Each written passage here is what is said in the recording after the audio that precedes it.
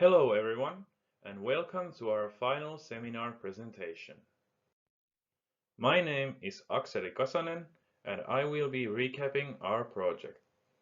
With me are Tommi Laitila and Sakari Vainio. Our product is the Akko 4-cylinder diesel engine, which is used as a tractor power source. This is our assembly sequence with the tasks of our group highlighted in green. Here you can see the 3D models of the engine block and parts of our assembly modeled by us. We designed fixtures for our parts in our assembly. On the left is the rocker arm fixture, of which we have two. On the right is our head frame and head cover fixture. For both parts we use three of these. We are using two grippers, Schunk PGN Plus for head frame and head cover, and the EGP for rocker arms. The PGN is pneumatic, whereas the EGP is electric. Here you can see our grippers with fingers attached to them. You can also see that the gripper EGP50 is attached to the flange by a mount designed by us.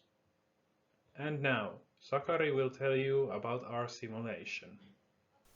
Hello, my name is Sakari, and here is our simulation layout in Visual Components. The layout is modeled to be as close to real environment as possible, so that's why there is more things than those that we use with the robot cell. We are using the bigger robot that is moving. The other robot is used by another group. Our robot is ABB IRB 4600 and it has 40 kg payload. Our parts are laid on the table and they are assembled to the engine block, which can be seen on front of the part table. The robot is fairly big, which can be seen comparing it to the human model on the layout. Next I will show the assembly tasks, excluding prepare changes, as those robot programs are made by course personnel. The first assembled part is rocker arms. There is in total 8 of them, and they are picked one by one from the jig on the table and then placed on the correct places on the motor. Offsetting robot pickup and dropping points is made possible with moving user frames. And here you can see how the rocker arms are gripped with our fingers. The rocker arm is then moved to its own correct place and then placed down on the engine block.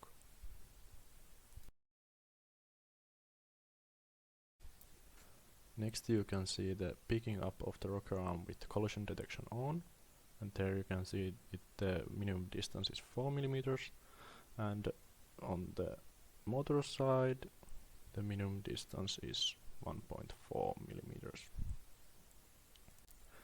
All these clips show robot's actual programmed speed, with the exception the parts that have fast forwarding mentioned. After 4 of the rocker arms are placed on one side of the motor, then another 4 rocker arms are placed on another side of the motor. The robot movement is basically just the same, but in a different direction. We wanted to mount the gripper that way because the reachability is a lot better. However, there can be changes in the design by Wednesday. And here you can see the engine block assembly when all the rocker arms are in place.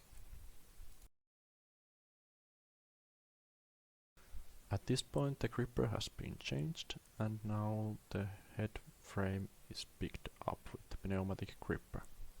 Picking up the frame is pretty straightforward and we have plenty of room to move it to the engine block.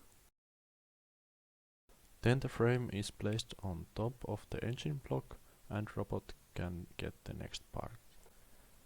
The cover is picked in a similar way as the frame. The pneumatic gripper has gripping force of 870 newtons, which is a bit too much for our case. Then the cover is placed on top of the frame, and after that all the actual parts are assembled to the motor.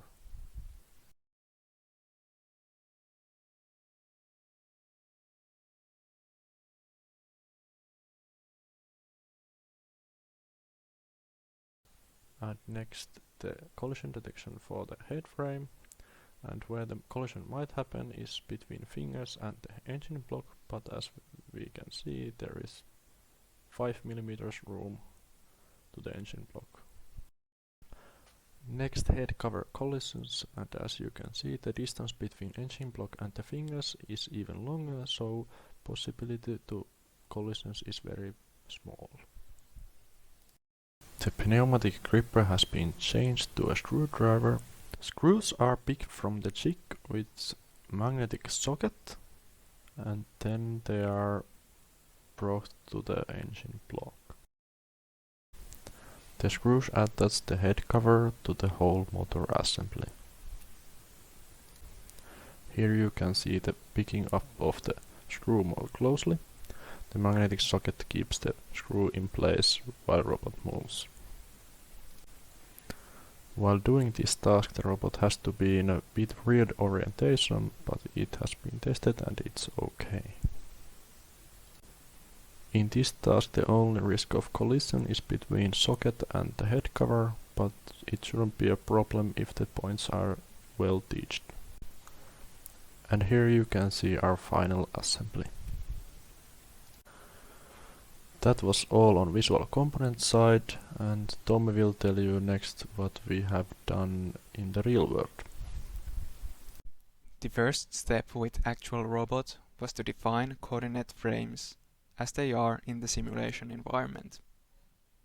This required a definition of teach spike that was used to define separate coordinate frames to engine's closest corner as observed from a robot and table's closest fixture hole as observed from a robot. The gripper tool center points were directly imported from Visual Components' Rapid Translator. Rapid being the native language of ABB robot systems.